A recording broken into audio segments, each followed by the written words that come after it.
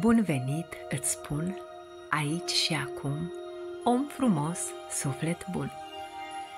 Bine ai revenit în atelierul de meditație, adică în locul tău de practică din inima ta deschisă, un loc în care te antrenezi pentru a trăi mult mai prezent, mai atent, mai deschis fiecare moment din viața ta.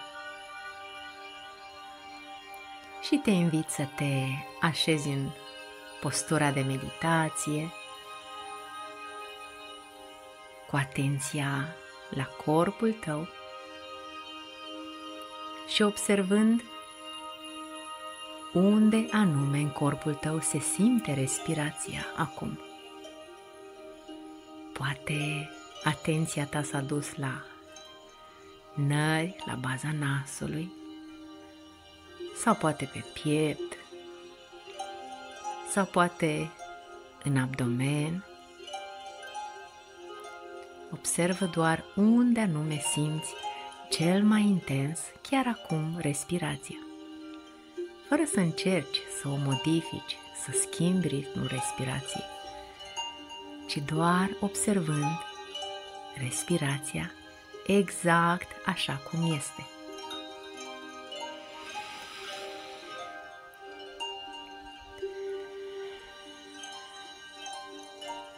Și du atenția acum la baza coloanei și urmărește de jos în sus, cu simțul intern, fiecare vertebră,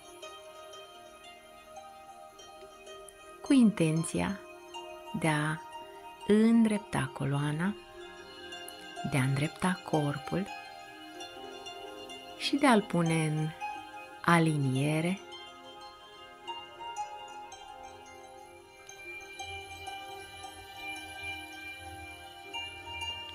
iar acum inspiră odată și du atenția și respirația pe lângă coloană. Inspiră de jos în sus până în centrul capului, du respirația și acum expiră și du-o de sus în jos și eliberează-o prin capătul coloanei cu intenția de a curăța, armoniza această zonă.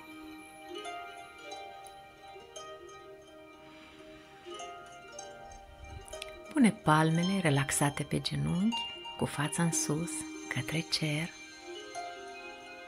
Observă cum sunt ochii tăi acum, obrajii, maxilarul. Dacă simți relaxare, tensiune sau poate blocaj, doar urmărește cu atenția ta și cu toată deschiderea să observi ceea ce este exact așa cum este. Doar du atenția trează, cu deschidere și observă senzațiile din corp, chiar acum.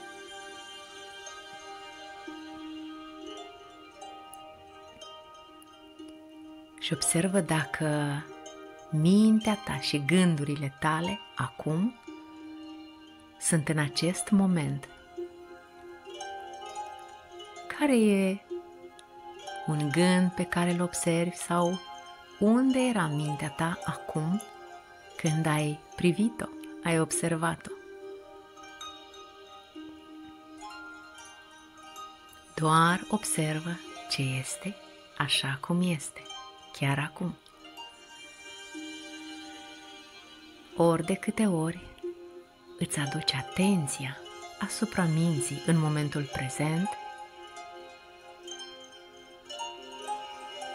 se taie legătura cu gândurile din trecut, cu cele din viitor și mintea se liniștește.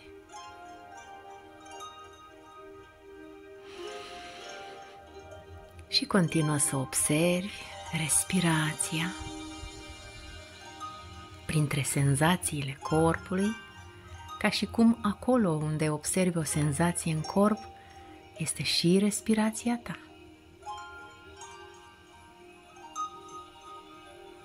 Doar lasă atenția să-ți aducă și mintea, și trăirile, și simțirile, toate în momentul prezent.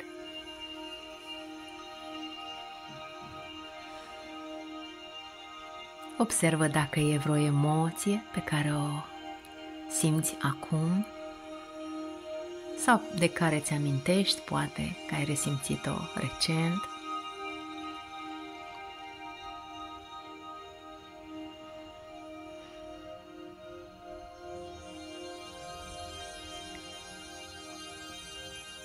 Și te invit acum să-ți amintești de momentele tensionate pe care uneori le ai și care îți creează disconfort și să-ți amintești emoțiile pe care le trăiești atunci și unde anume în corp resimți atunci o senzație neplăcută, o contracție, un nod, un junghi. Doar amintește-ți pentru că ai acest exercițiu și du atenția acolo unde de obicei resimți tensiune în momentele puternice emoționale și doar du atenția asupra acelui loc și acolo unde emoția creează tensiune, privește acel loc cu grijă sau simte-l sau percepe-l și îmbrățișează-l. E ca și cum ai îmbrățișa un copil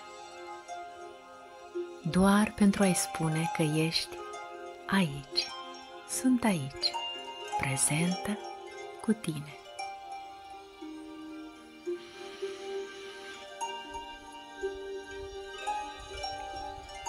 Foarte bine.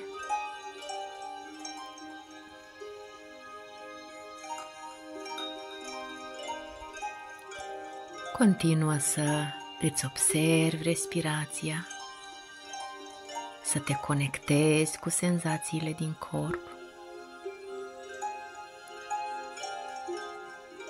să observi mintea atunci când fuge și pur și simplu atunci când observi că gândurile au fugit, doar spuneți: iarăși gândurile mele s-au rătăcit și mă întorc aici și acum. Și tot ce ai de făcut când observi că mintea iarăși s-a îndepărtat de momentul prezent, adu atenția asupra respirației, fără să te forțezi să îți aduci mintea înapoi. Doar observă că mintea a plecat din momentul prezent și du atenția în zona respirației tale.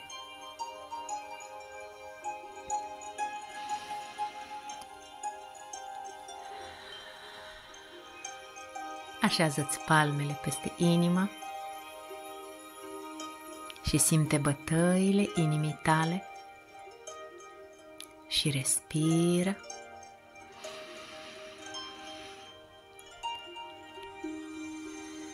Și conectează inima ta la momentul prezent și puneți acolo o intenție pentru acest moment sau pentru ziua ce vine, pentru momentele următoare. Poate chiar să fii prezentă în mintea, în trăirile, simțirile, emoțiile tale. Poate să observi din ce în ce mai mult felul în care respiri, în care mănânci, în care te hidratezi, în care pășești, în care acționezi, momentele în care te aduci cu atenția în inima ta. Și oricare ar fi o intenție potrivită pentru tine acum, ancorează-o prin apăsarea palmei pe piept în inima ta. Și respiră și zâmbește și lasă acolo acea intenție cu toată încrederea și credința în manifestarea ei.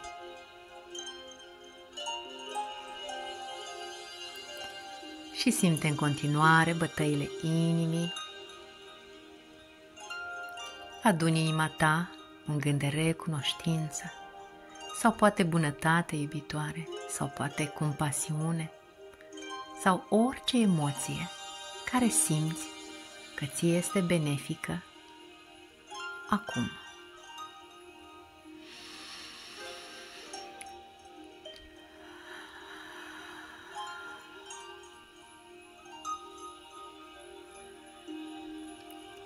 Și simte acest moment de prezență. Și simte acest moment de aliniere și de conectare cu tine, cu esența divină din tine.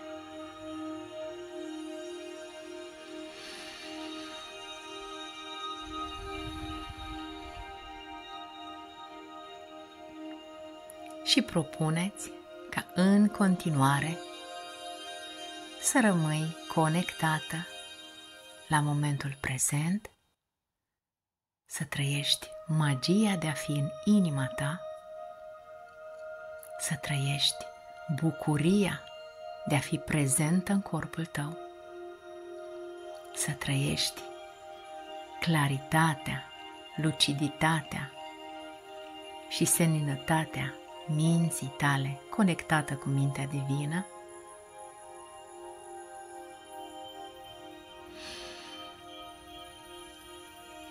Și zâmbește și respiră și adu-ți palmele în fața pieptului într-o uniune, armonizare, echilibrare, conectare cu tot ceea ce este, așa cum este. Și astăzi și în orice moment alege în mod prezent și conștient să trăiești în armonie cu ritmul vieții.